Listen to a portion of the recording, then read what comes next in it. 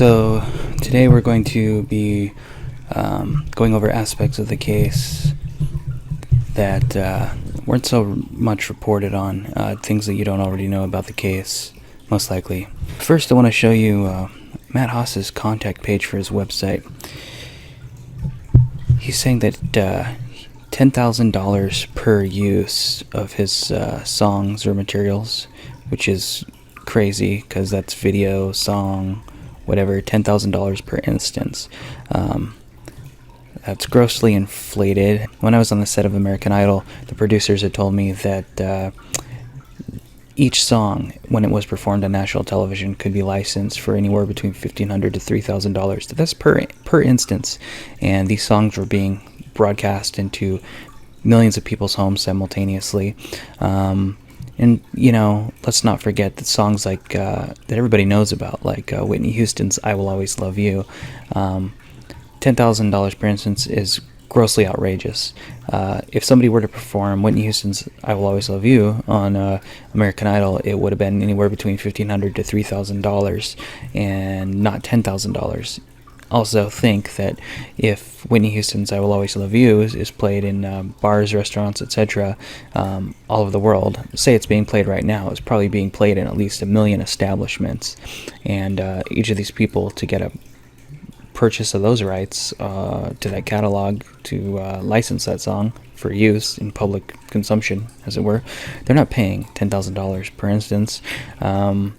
And neither was a #1 hit show for a while like American Idol. It was anywhere between $1,500 to $3,000. So Matt Haas claiming $10,000 per instance or use of his material is just fucking outrageous. It's cuckoo for Cocoa Puffs is what it is. So either he's batshit insane or he's just a motherfucker out to sue people. And could be a combination of both. I don't know. He's fallen down a lot and had several concussions. Dude, did you have a concussion or something? I literally have no idea what the hell you're saying. People are talking about this Variety Fair magazine quote where he's basically saying through his lawyer that he understands what a joke is or a criticism. He understands what criticism is. And my personal take on that is if you have to pay somebody at least $4,500 to explain to the masses that you understand what a joke is or that you can take criticism, you probably don't understand what a joke is, and you probably do not handle criticism very well. I also did a time lapse of one video in particular, which was The Big and the Bold and the Beautiful, because Matt Haas's claim was that the majority of it was his material, which is very untrue.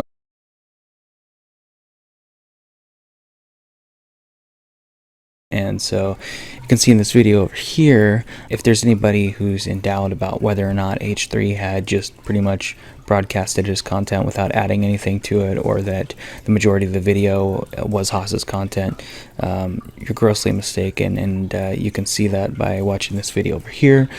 I was crazy enough to take the time to set up a counter and clip for clip indicate exactly how long H3's screen time was with original content, as well as Matt Haas's. Read the description for this video. You're going to see that 71% of the content was original, offered by H3 or Ethan and Mila. The other 25 to 26% was Matt Haas, which is in the minority, which proves claim 19 of Haas's original complaint wrong.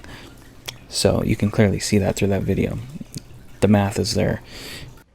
This is not okay. This needs to stop now. This is cancer. This is so much cancer that I can feel the tumors growing on my back. And it's way down heavy on me, and it's not okay. Can you help a nigga out and just stop this? Please? The judge for this case is Catherine B. Forrest, and she has dealt with some pretty big cases. She dealt with the Hedges thing, if anybody remembers that. Noam Chomsky was a plaintiff on that case.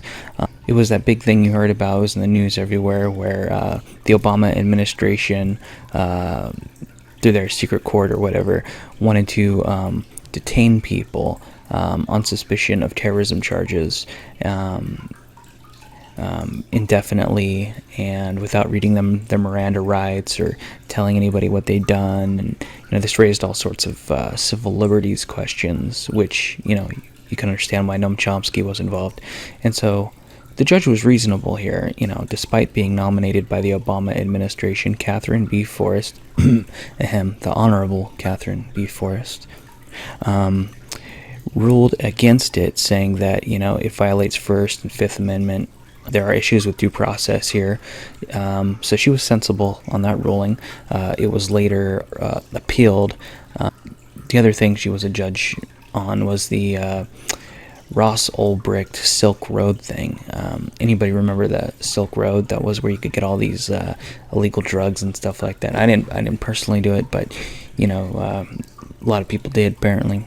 And Ross Ulbricht was sentenced by this judge for 2 consecutive life sentences without possibility of parole. This upset a lot of people, and the judge was doxxed. Hey, you, come here. You want to buy some drugs? So that's kind of the background on this judge here, and kind of what we're dealing with. She's been part of some big cases. So what happens next for this case?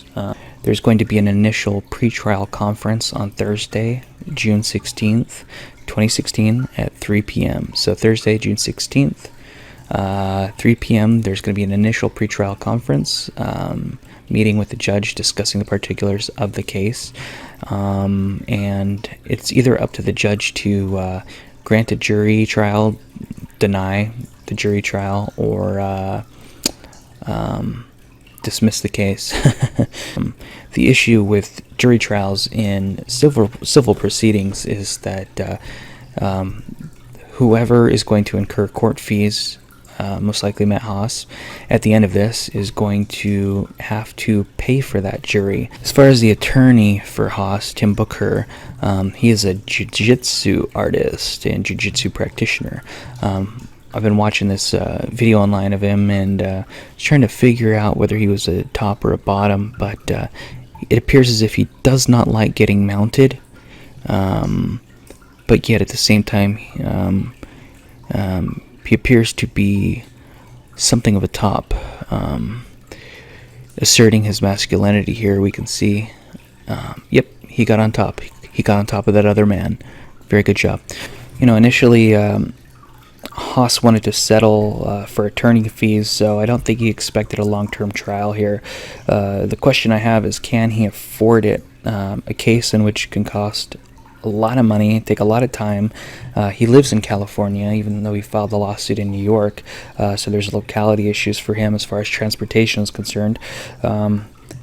As the case drags on, Haas's risk increases drastically, while H3's has been reduced significantly through the f.u.p.a fund. So as it goes on, he's got even more risk, and Ethan and Hila apparently have less. The only thing it does for them is comprise conscious time and energy, which is a big deal, but they shouldn't sweat it. I think if anything, H3 needs to countersue for any and all things possible, and they need to send a clear message to any of these future copyright trolls, because they're trying to ruin the fucking internet, man.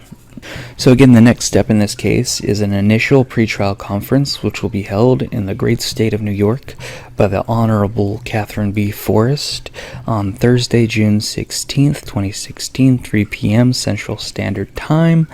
So the attorneys for each side will have to meet up with the judge to discuss the points for the case that each side is presenting, and will then either dismiss the trial, attempt to request each side to make a deal with each other, to not hog up valuable court resources or time, or the judge will either honor or deny the request for a jury trial, which will be considered a court cost to the losing party. So in lieu of Matt Haas's potentially perjurious and, in my opinion, factually dishonest claims, such as the one we already disproved in this video,